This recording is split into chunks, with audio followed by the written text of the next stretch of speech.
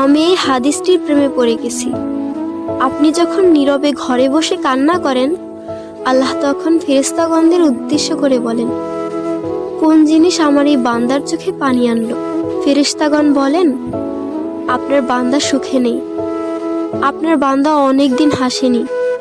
এই বলে ফেরেশতাগণ কান্না করতে থাকেন এবং আল্লাহকে বলেন, হে আমার রব, আপনি জানেন আপনার এই বান্দার হৃদয়ে কি রয়েছে, অতএব আপনি তার জন্য সবকিছু সহজ করে দিন। আল্লাহ বলেন, আমার এই বান্দা এমন কিছু জীবন থেকে হারিয়ে ফেলেছে যা সে অধিক ভালোবেসেছিল। অতএব আল্লাহ বলেন, আমি শপথ করছি, আমার বান্দা তার জীবন থেকে যা হারিয়েছে এর চেয়ে উত্তম জিনিস তাকে এনে দেব, যা দেখে দুনিয়া ও আখিরাতের সবাই বিস্মিত হবে। আলহামদুলিল্লাহ।